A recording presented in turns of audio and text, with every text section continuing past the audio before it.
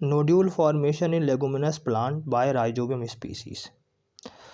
तो राइजोबियम एक gram negative motile rod shape bacteria है, रॉड शेप प्रोटोबैक्टीरिया है that can grow free living in soil or infect leguminous plant and establish a symbiotic existence। तो Rhizobium एक gram negative motile rod shape proteobacteria है जो कि free living grow करता है soil में और ये इन्फेक्ट करता है लेगुमिनस प्लांट को और उनके साथ एक सिम्बायोटिक रिलेशनशिप इस्टेब्लिश करता है। Chemotactic movement of free living soil bacteria towards root mediated by chemicals such as flavonoid, homoserine secreted by root। तो इन यह एक कीमोटैक्टिव मूवमेंट इस्टेब्लिश करते हैं और एक केमिकल सीक्रेट करते हैं जो कि रूट्स के द्वारा सीक्रेट करता है। तो कीमोटैक्टिव मूवमेंट होता है ये फ्री लिविंग सॉइल बैक्टीरिया का रूट के साथ और वहाँ से एक केमिकल सीक्रेट होता है जिसको बोला जाता है होमोसेरीन।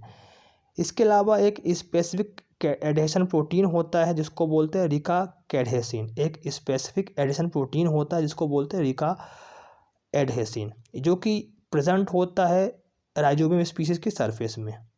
तो रिकैडेसिन एक कैल्शियम बाइंडिंग प्रोटीन है जिसका मेन रोल होता है प्लांट का बैक्टीरियम से अटैचमेंट। तो प्लांट को बैक्टीरियम से अटैचमेंट कराने के लिए ये एडेशन प्रोटीन होता है जो कि एक कैल्शियम बाइंडिंग प्रोटीन है। अब होता क्या है कि जो रूट है, रूट इंड्यूस करते हैं नोड्यूलेशन जीन्स को। ये नोड्यूलेशन जीन्स रिस्पॉन्सिबल होते हैं नोड्यूल का फॉर्मेशन कराने के लिए। अब जो बैक्टीरिया है, बैक्टीरिया सीक्रेट करता है नोड डी प्रोटीन।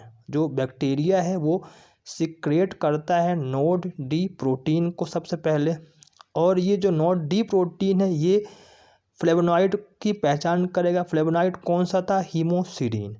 और जैसे ही ये फ्लेवोनॉइड की पहचान कर लेगा ये एक्टिवेट कर देगा नोड डी को, और जो नोड डी है ये लौट आएगा राइजोबियम में और इसके बाद ये क्या कराएगा? ये ट्रांसक्रिप्शन कराएगा node A B C genes और दूसरे जीन्स का। तो सबसे पहले रूट क्या करेगी? ये इंड्यूस कराएगी नोड्यूल फॉर्मिंग जीन्स का जो कि रिस्पॉन्सिबल होते हैं नोड्यूल के फॉर्मेशन कराने के लिए। इसके बाद बैक्टीरिया सीक्रेट करती है नोड डी प्रोटीन को। नोड डी प्रोटीन पहचान करता है फ्लेवोनॉइड्स का जो कि रूट सीक्रेट करती हैं होमोसेरीन। इसके बाद ये एक्टिवेट करता है नोड डी को, और नोड डी क्या करता है? नोड डी राइजोबियम में लौट आता है और ट्रांसक्रिप्शन के द्वारा ये node A B C genes और कुछ और जीन्स को बनाता है। अब हम बात करते हैं नोड जीन्स, कौन कौन से नोड जीन्स हैं। तो जो नोड जीन्स है ये दो टाइप के होते हैं मेनली। एक होता है जिसको बोलते हैं कॉमन नोड जीन्स और एक होता है होस्ट स्पेसिफिक नोड जीन्स। तो जो कॉमन नोड जीन्स है वो nod A, nod B, nod C है, और होस्ट स्पेसिफिक नोड जीन की बात करें तो node P, node Q, node H, node F, node E और नोड एल है। तो जो कॉमन नोड जीन्स है ये सभी राइजोबियम स्ट्रेन में पाए जाते हैं। इनका मेन काम है ये करते हैं इनकोड करते हैं एंजाइम को जो रिक्वायर्ड होते हैं सिंथेसिस कराने के लिए नोड्यूलेशन फैक्टर को। तो ये कॉमन जीन्स है नोड ए बी सी, ये क्या करते हैं? ये इनकोड करते हैं एंजाइम को जो ज़रूरी होता है नोड फैक्टर को बनाने में। अब जो नोड फैक्टर है ये एक लिपो कीटो ओलिगोसेकेराइड डेरिवेटिव है काइटिन का। नोड फैक्टर की सबसे पहले जो स्टडी की गई थी वो राइजोबिया में की गई थी, और ये बने होते हैं β14 लिंकेज एंड एसिटल डी ग्लूकोसा अमीन से। ये कंपोज्ड है, ये बने होते हैं β14 लिंकेज एंड एसिटल डी ग्लूकोसा अमीन से। तो नोड ए की बात करते हैं, ये प्रोडक्ट है ग्रुप, ये जो नोड ए है ये प्रोडक्ट है जीन नोड ए का। जो नोड ए है ये प्रोडक्ट है जीन नोड ए का।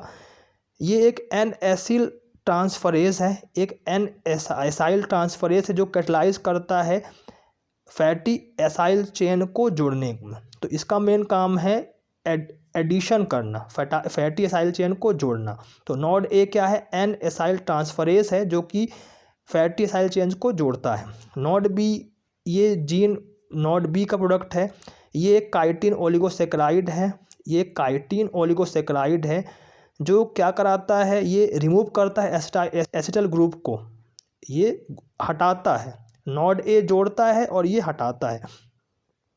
और नॉड सी, ये प्रोडक्ट है नॉड सी जीन का, ये काइटिन ओलिगोसेक्राइड है जो कि लिंक होता है एन एसिटल डी ग्लूकोसा अमीन मोनोमर से।